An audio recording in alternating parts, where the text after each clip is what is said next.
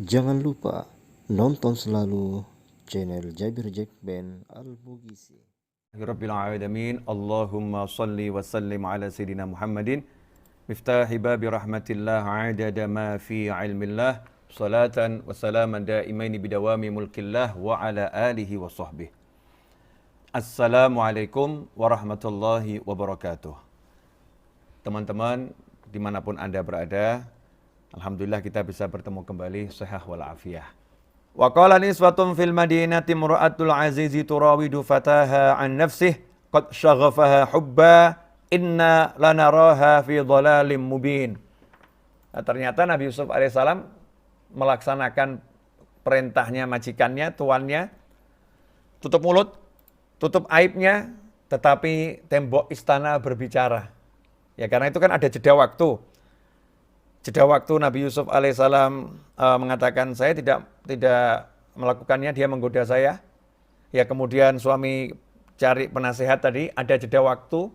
Nah ketika berita ini sudah sampai kepada yang ahlinya, kemudian tadi ada juga teman yang duduk di situ sepupunya, maka tembok istana berbicara.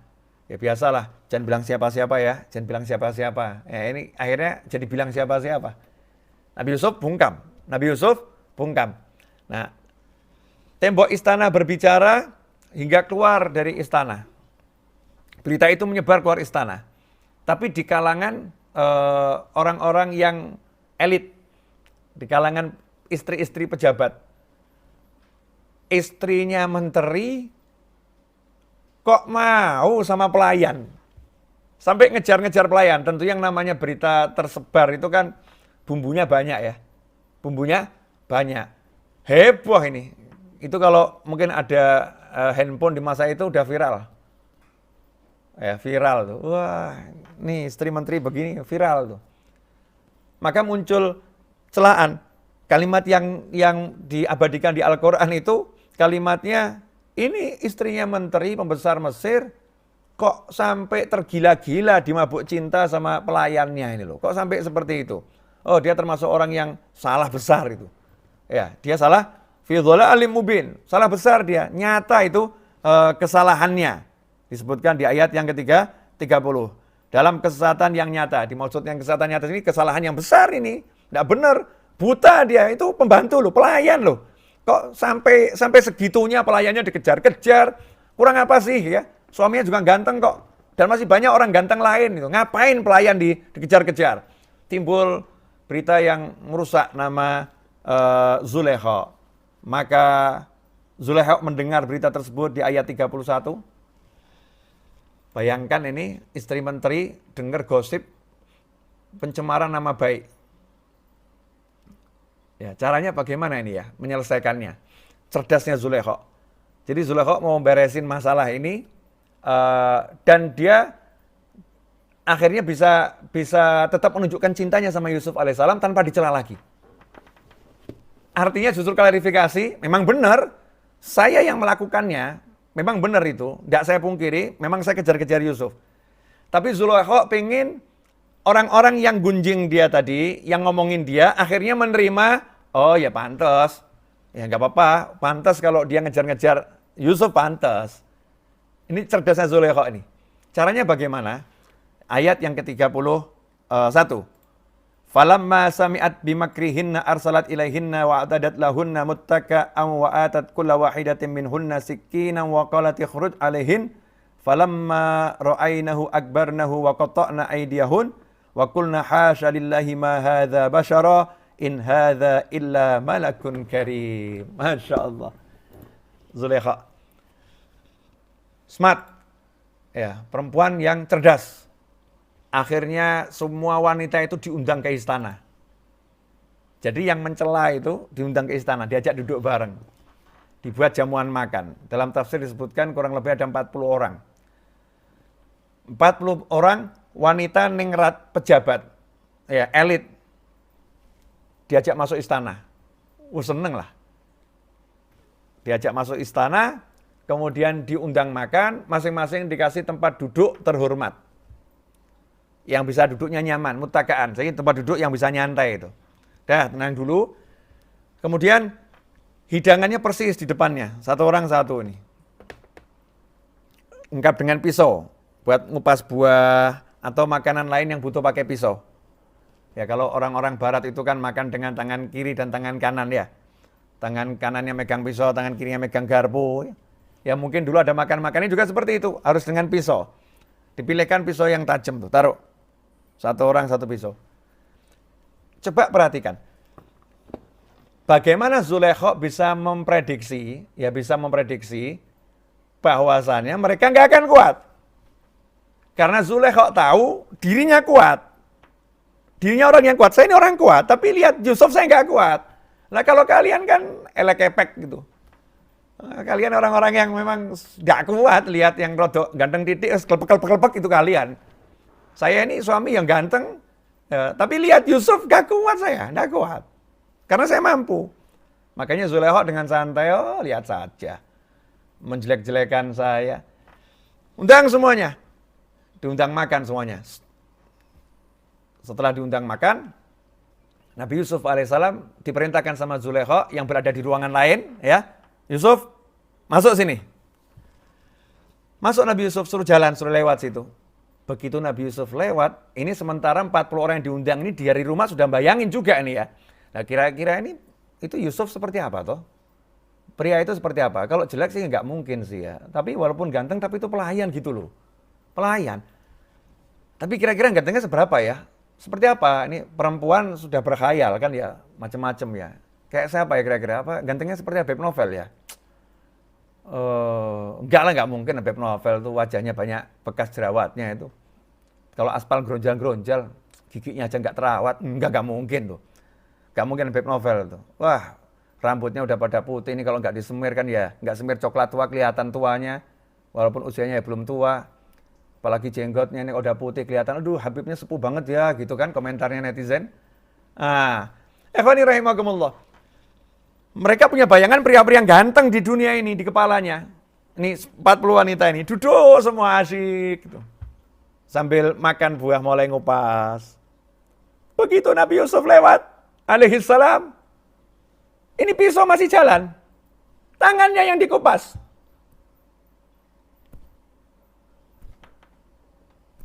Masing-masing ngomong dalam hatinya ini bukan manusia, ini malaikat ini. Itu menungso, rek, kata orang Jawa Timur gitu. Ya. Ini bukan manusia. Nggak lihat tangannya loh.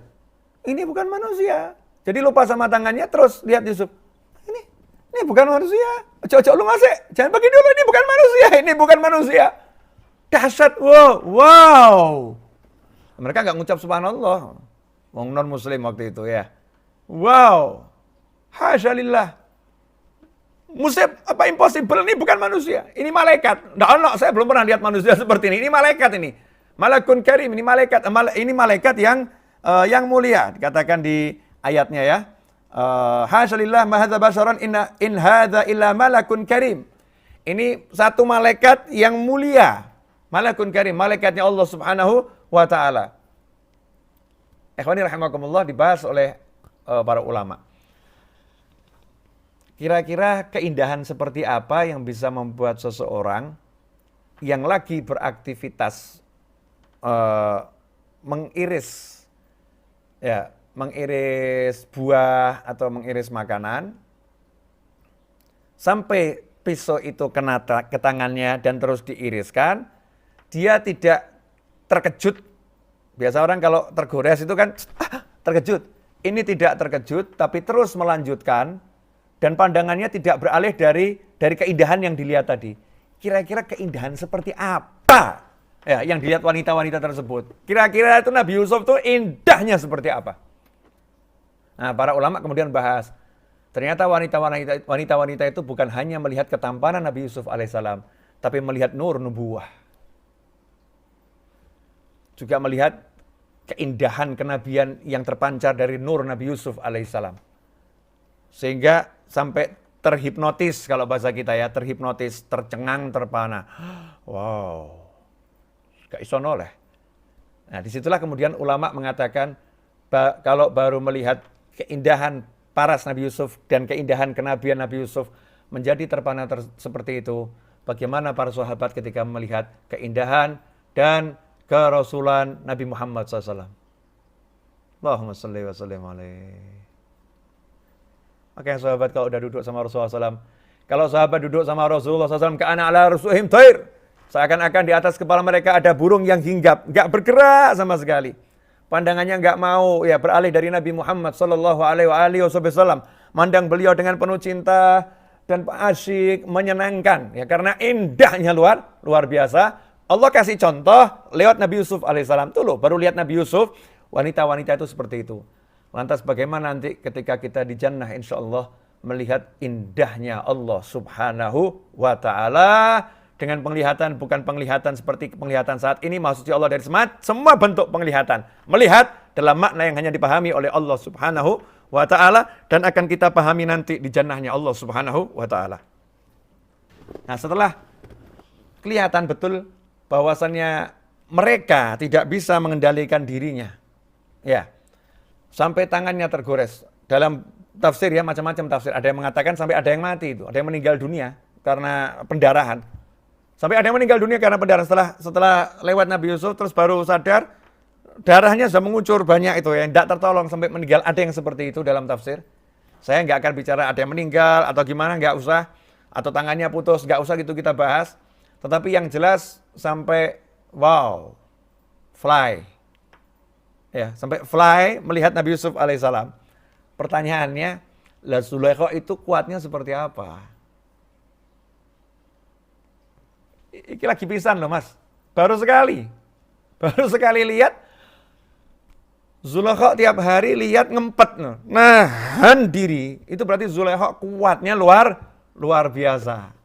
Ya, Zulaikha kuatnya luar biasa. Kenapa seperti itu? Karena dalam berbagai tafsir juga disebutkan setelah meninggalnya sang suami, ya di akhir perjalanan Zulaikha akhirnya menjadi istri Nabi Yusuf alaihissalam. Artinya memang ini dipersiapkan untuk menjadi istrinya Nabi, maka punya kekuatan ruhani yang luar biasa. Jelas saja ya. Oke, saya lanjutkan. Ayat yang ke-32. Qalat fadzalikunna alladzi lumtunnani fih. Ya. Walaqad rawattuhu an nafsihi fasta'sam wala in lam yaf'al ma amuruhu la yusjananna wa la yakuna minas saghirin. Katanya Zulaikha setelah fakta terungkap, mereka ternyata sama dengan saya, bahkan jauh lebih hina dari saya. Maka Zulaikha ngomong sama mereka semua, ini loh ya, yang kalian hina saya, kalian jelek-jelekan saya, katanya saya tersesat, ya saya hilang akal, saya masuk orang yang bodoh karena jatuh cinta sama pelayannya. Ini loh, kayak gini loh pelayannya kayak gini, orangnya seperti ini, orangnya seperti ini. Akhirnya mereka semua juga ngomong, kalau gitu kami juga mau deh, kami juga pengen ini. Udah enggak apa-apa, terserah kamu kalau mau sama dia, udah kita nggak akan hina lagi, kita nggak akan caci lagi, udah sama-sama. Kamu kalau mau terserah, kami juga pengen kok. Kami juga pengen, kalau punya kesempatan kami juga mau. Udah wajar-wajar, oke. Case close, case close ya. Saya nggak bisa bahasa Inggris soalnya, kalau ngomong suka salah-salah. Case close.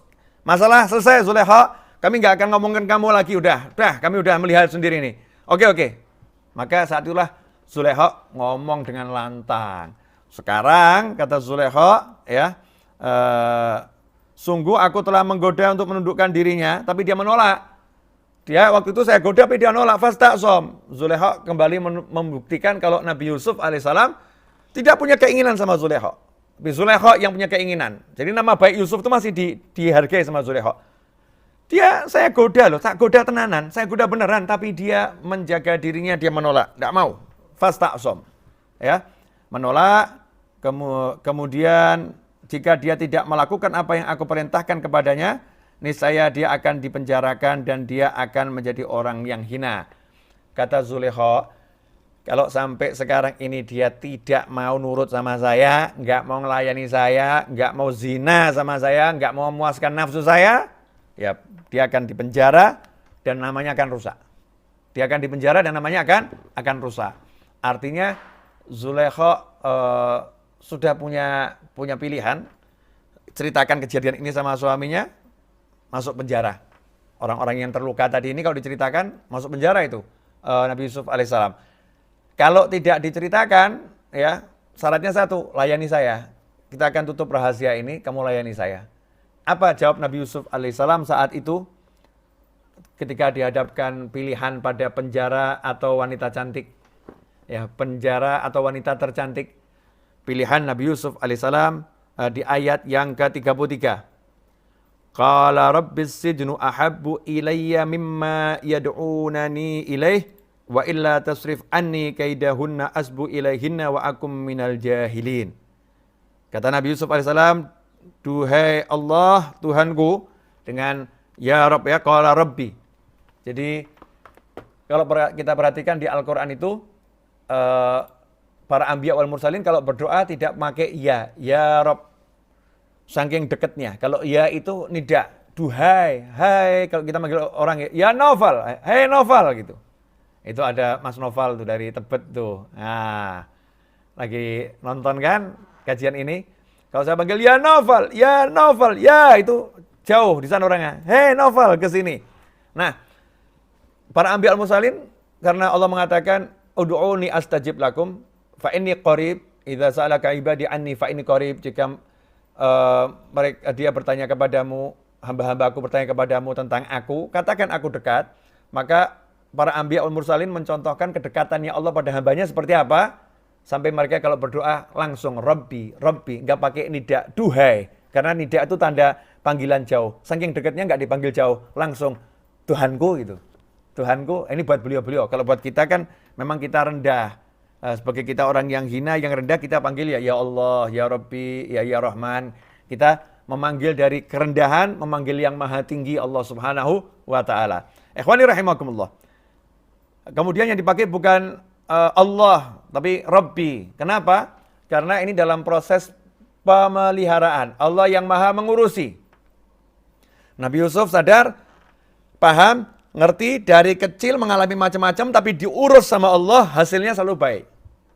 Diurus sama Allah, hasilnya selalu baik. Makanya beliau menggunakan qala rabbis sijnu ahabbu ilayya. Duhai Allah yang maha ngurusi aku, sesungguhnya aku lebih suka masuk penjara daripada aku memenuhi ajakan mereka. Ya, daripada aku memenuhi ajakan mereka. Kemudian Nabi Yusuf berkata, jika engkau tidak menghindarkan aku dari tipu daya mereka, ya Allah, niscaya aku akan cenderung untuk memenuhi keinginan mereka, dan tentu aku termasuk orang yang bodoh. Ya, termasuk orang yang bodoh. Wa akum minal jahilin. Kalau sampai tidak dilindungi sama Allah Subhanahu wa ta'ala. Satulah Nabi Yusuf alaihissalam menunjukkan bahwasanya beliau minta tolong sama Allah dalam kondisi seperti itu.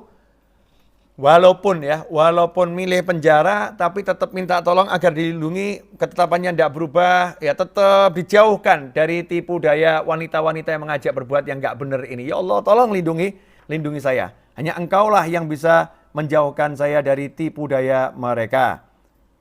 Ikhwani rahimakumullah, ayat yang ke-34.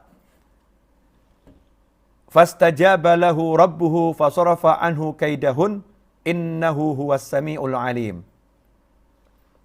Ayat yang ke-35, thumma badalahum min ba'di ma ra'awul ayati ayusjununnahu hatta hin. Ayat 35 itu. Kita sampai di ayat 35 saja. Selalu saya kupas. Fastajaba lahu rabbuhu. Allah Ta'ala pun mengabulkan doa Nabi Yusuf alaihissalam. Fasarafa anhu kaidahun. Allah pun memalingkan Nabi Yusuf dari tipu daya mereka. Diselamatkan Nabi Yusuf dari tipu daya wanita-wanita tersebut. Innahu huwas samiul alim. Sungguhnya dia Allah maha mendengar lagi maha mengetahui. Ikhwani rahimakumullah. Di ayat-ayat ini kita lihat tidak disebut Zulaikha secara personal. Tetapi mereka, kaum wanita ini, wanita-wanita ini. Para ulama mengatakan, karena setelah mereka lihat Nabi Yusuf, mereka pun kepingin. Dan mereka semua ngasih isyarat pada Nabi Yusuf. Ini bayangkan satu pria diperebutkan 41 wanita yang cantik-cantik. Dan masing-masing menjanjikan. Nanti kalau Zulaikha sudah sama saya ya. Zulaikha sudah sama saya. Zulaikha ini bagian ngaturnya.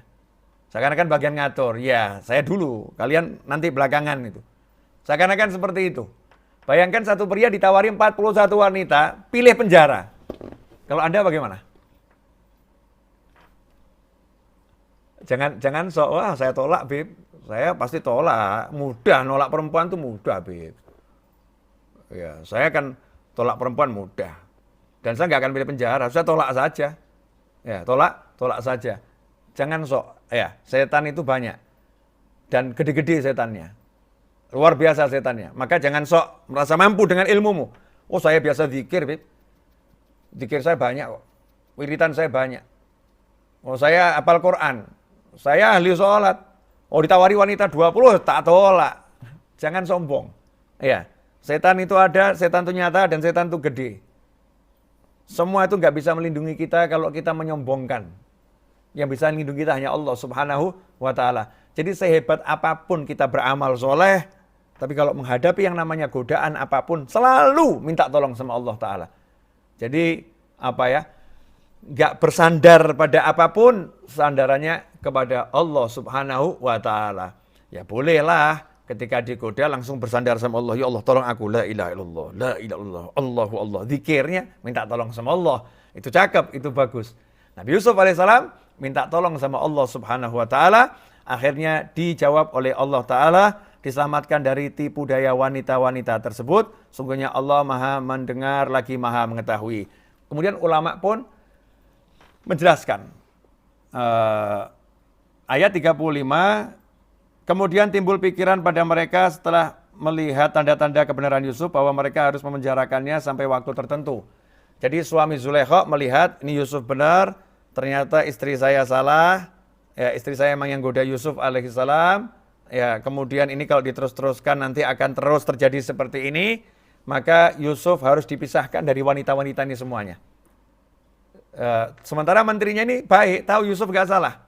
Nabi Yusuf ini gak salah, ini Yusuf gak salah. Tapi masalahnya kalau dia tinggal di istana, timbul masalah. Timbul masalah ini sudah tersebar ke orang-orang nih, Yusuf seperti apa, nanti dia akan dikejar orang, digoda orang, dan orang akan tergoda. Tidak selesai-selesai masalahnya.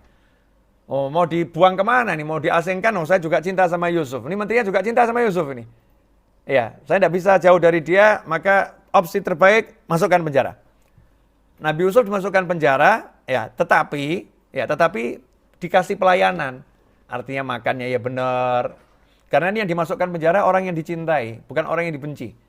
Bukan orang yang dimusuhi. Ya, dan ini tahu ini orang nggak bersalah. Ini orang nggak bersalah, tapi harus dikondisikan dia harus dipenjara untuk memutuskan hubungannya dengan dunia luar yang akan menyebabkan fitnah di mana-mana. Harus dimasukkan penjara.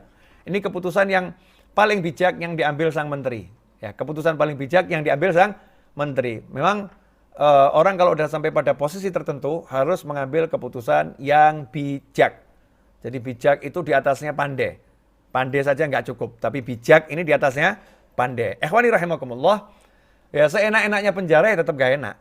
Semoga Allah Ta'ala melindungi kita semua dari hal-hal seperti ini ya. Diberi kita keselamatan dimanapun kita berada, beserta keluarga, sahabat, dan anak cucu kita sampai kapanpun juga. Amin Allahumma amin. Tetap gak enak. Ulama membahas, kenapa akhirnya Nabi Yusuf masuk penjara? Jawabannya adalah karena beliau sendiri yang meminta. Karena beliau sendiri yang meminta. Qala, kalau kita lihat di ayat yang sebelumnya, Qala rabbis sijnu ahabbu ilai. Ya Allah, aku lebih suka masuk penjara. Ya Allah, aku lebih suka masuk penjara. Seandainya Nabi Yusuf tidak minta seperti itu, meskipun ancamannya Zulaikha dan wanita-wanita itu, kalau nggak nurut, ya dia akan dipenjara atau disiksa, gitu kan? Dipenjara atau disiksa. Seandainya Nabi Yusuf mengatakan, ya Allah, selamatkan saya dari tipu daya mereka, selesai.